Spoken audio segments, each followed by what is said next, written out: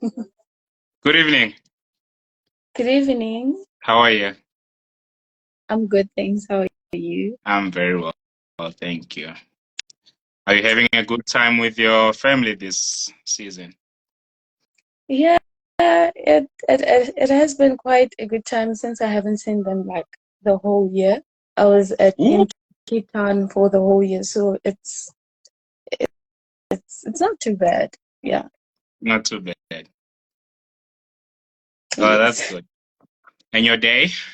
How was your day? Mm, Nothing interesting. Just me trying to contact people regarding the campaign that I opened, Oh, and also trying to get some rest. Yeah, that's it. you definitely need to rest. This is your Yes. time. You definitely need to rest. Yes. Right. Here comes the big question. Who is Agnes Chuma?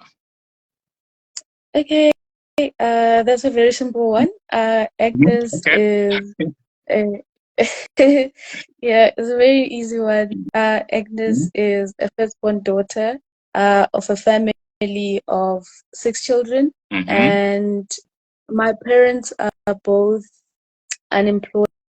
They're trying to, just living life by trying to make means. Yeah. With my Okay. dad Mm, touching places in like farms and handwork, mm, and my mm, mother just trying to do some entrepreneurship on the side. But I just thank mm, God that there's never a day where we go struggling and stranded and saying that, oh, we go to bed hungry, this and mm. this and this. No, there's never been that. So it's just by God's grace. And I started I just gotta give a quick bio. Started my primary Mm, school in Bakansilebo. It's a public school. Went to mm, Sitlopo Secondary School. That's where I matriculated. I mm. was the top learner in the school, the top learner in the district, All and right. one of the top learners in the province. All right. Yes, Okay. that's where I Oh, matriculated. And that's then amazing. That's amazing. thank you. And Yeah. then I matriculated and went to UCT. It has been Mm, 4 years mm, now. I've been doing medicine. mm, Um, yeah, my academic journey has been at first it was quite a rough one. I mm, guess it has an element of me trying to adapt to university life and how to do things. But as time went by, I started getting the grip of it and understanding how things work. And it mm. has been amazing. And I've never failed any module. I passed all my modules throughout. Yeah, so I guess it has been quite quite an excellent journey. Yeah, Okay. So, you have a debt that is hindering you from continuing with your studies next year. Am I right? that is true. So, tell us what actually happened. All right. So going to UCT, the only proper funding that I knew of was Mm, NSFAS, mm, because in high school, our teachers would say things as if bursaries would contact you after seeing your yeah. results somewhere and telling you that they want to fund you. That's how I knew. That's how I thought that Oh, bursaries would so be. you were So waiting for them to contact you. yeah, because that's just how our teacher said, knowing very well that I was also like technically I was, yeah, that's a very funny one. Knowing very well that Yeah. also I was not I had no access to, because in my matric I only started owning a phone around August to 2020. That's when I was in matric. Throughout primary all the way up to grade 11 and early grade 12, I never had a cell phone. So I couldn't do any research to see which bursaries are being offered to students, Mm, people who want to go and study medicine, and people who want to go and study at UCT. So mm, most people at my school would say that NSFAS is the best mm, option to fund you. And they were not wrong, because NSFAS would cover everything: mm, accommodation, living expenses, as well as tuition. mm, I started my first year, second year, and third year, and NSFAS was just consistent throughout. It was paying mm, everything mm, mm, until they introduced the res cap fee. Because mm, there was a point where NSFAS would stipulate an amount of like 500 rands to pay for clubs and societies.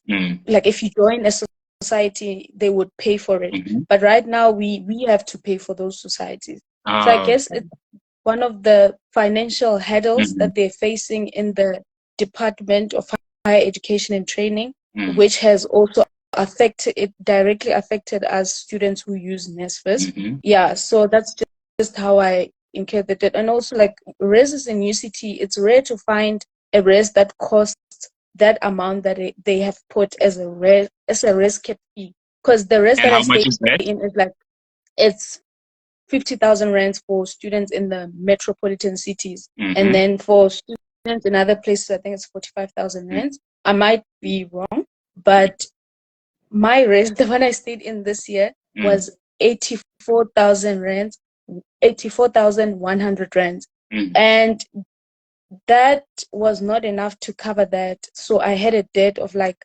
31,401 rands. Yeah, that's how we came about this. So that is the debt that you want to settle now? Yes, so that I can be able to proceed to 5th year and register. Yeah. So what is going to happen next year? Are you going to continue with NSFAS or you going to use a different bursary?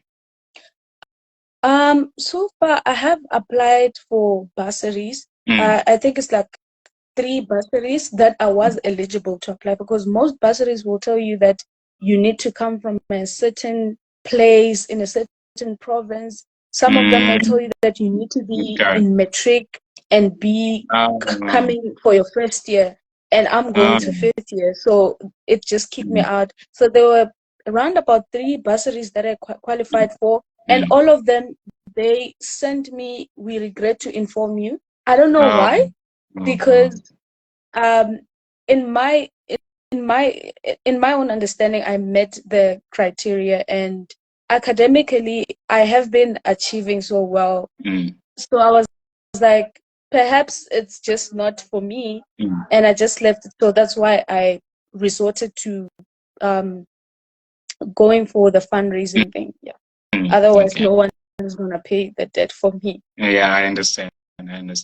Well, I'm sure that people are going to help, and you are going to give them your account number, or you want them to text you directly? I think I will give them my UCT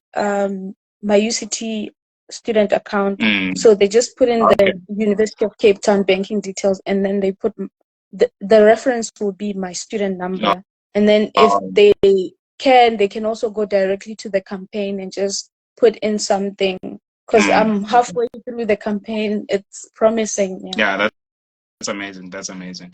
Okay, please send me that information so I'll put it on the cap. Okay. All right. I'll send the basic details. All right.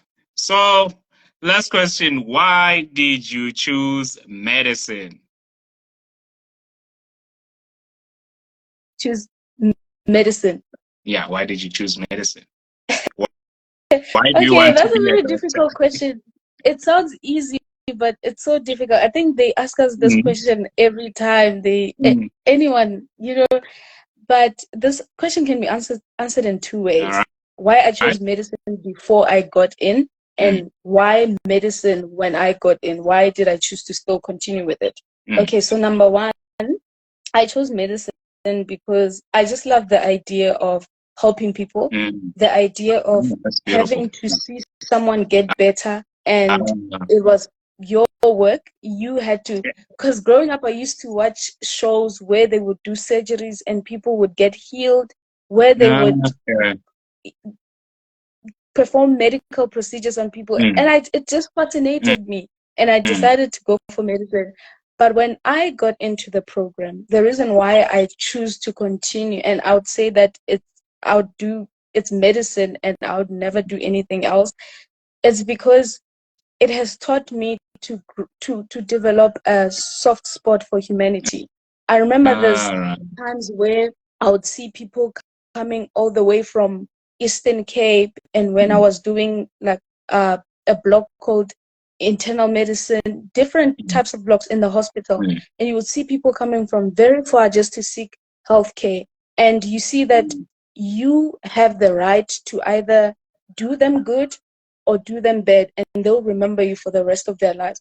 And I can't think of times where I literally did the bare minimum for the patient, but they could never stop thanking me. Yeah. And it just feels that Yeah. spot in my heart was like, I would continue doing this if it means that I'm going to get fulfillment, and there's someone who's going to be happy and there's restoration for them. So I was like, I guess this is my portion. And honestly speaking, I don't think I would do anything else besides medicine. Yeah.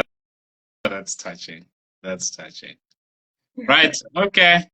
Thank you so much.